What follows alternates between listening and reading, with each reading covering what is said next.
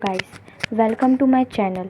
आज की वीडियो में मैं आपको कुछ इम्पॉर्टेंट आर्टिकल के बारे में बताने जा रही हूँ जो हमारे इंडियन कॉन्स्टिट्यूशन में इम्पॉर्टेंट है और हमारे सिविल सर्विस एग्ज़ाम में बहुत टाइम ये पूछे जाते हैं आर्टिकल्स। इनके बारे में आज की वीडियो में आपको बताने जा रही हूँ, ठीक है। Please watch this video fully.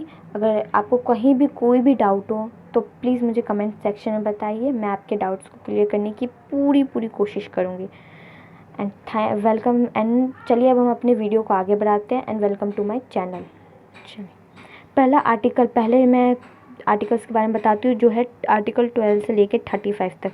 ये आर्टिकल बहुत ही इंपॉर्टेंट है, वेरी इंपॉर्टेंट। क्योंकि इसमें हमारे फंडामेंटल राइट्स के बारे में बताया गया है। जो भी हमारे 6 फंडामेंटल राइट्स हैं इनके बारे में ये आर्टिकल 12 से लेकर आर्टिकल 35 में बताया गया है।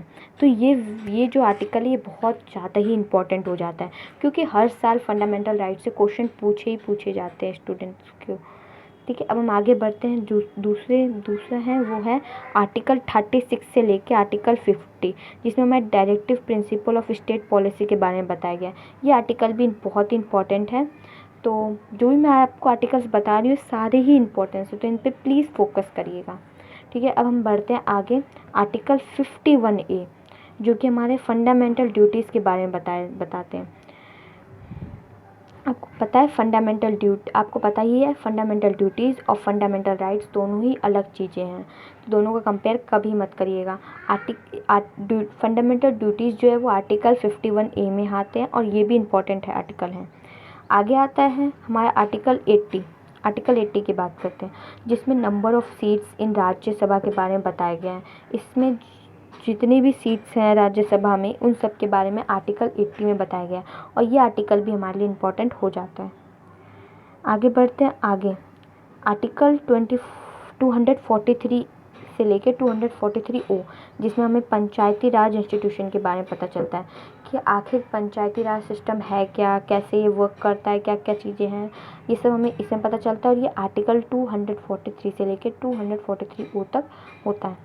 अब आगे जो आता है नेक्स्ट हमारा article 343, Hindi as official language. ये मैं बता दूँ ये बहुत ही ज़्यादा इंपॉर्टेंट आर्टिकल है। क्योंकि ये करंट अफेयर्स से भी रिलेटेड है। आजकल करंट अफेयर में भी बात चल रही है कि हिंदी को ऑफिशियल लैंग्वेज बनाना चाहिए। कुछ कहते हैं, कुछ बोलते हैं नहीं बनाना चाहिए। तो ये चीज़ें हैं और ये आर्टिकल इसलिए इम्पॉर्टेंट हो जाता है क्योंकि पता है ये करंट अफेयर्स से बहुत सारे क्वेश्चन पूछे जाते हैं और ये क्वेश्चन इंपॉर्टेंट हो जाता है इस वजह से। आगे बढ़ते हैं हम article 356, imposition of president rule. President के रूल्स के बारे में हमें प्रेसिडेंट के रूल्स के बारे में पता चलता है आर्टिकल 356 में, ठीक है। आर्टिकल 370 में हमें पता चलता है special status of Jammu and Kashmir. अभी आर्टिकल 370 हट गया है, पर कुछ टाइम पहले जो था आर्टिकल 370 था, जिसमें हम जम्मू एंड कश्मीर को इंडिया के अदर स्टेट से अलग ट्रीट करते थे। इसमें अलग रूल्स चलते थे, इसमें अलग रेगुलेशंस होती थी, पब्लिक अलग रूल फॉलो करती थी। बट अब ये आर्टिकल 370 हट गया है।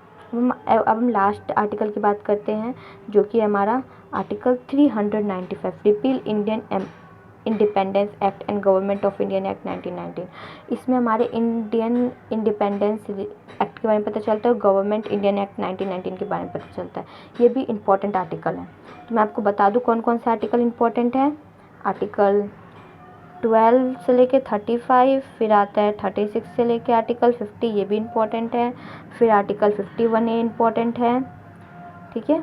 और उसके बाद आर्टिकल 80 भी इम्पॉर्टेंट है। फिर आर्टिकल 243 से लेके 243O तक इम्पॉर्टेंट है। और उसके बाद आर्टिकल 343 भी इम्पॉर्टेंट है। फिर आर्टिकल 356 भी इम्पॉर्टेंट है। फिर आर्टिकल 370 भी इम्पॉर्टेंट है। फिर आर्टिकल 395 भी इम्पॉर्टेंट है। अगर आपको कहीं भी डाउट हो किसी भी आर्टिकल में तो आप मुझे कमेंट में बताइए, मैं आपके प्रॉब्लम को सॉल्व करने की पूरी कोशिश करूँगी। Thank you guys for watching my video. अगर आपको मेरा वीडियो अच्छा लगा please like share and subscribe my channel. Once again thank you and stay connect with me.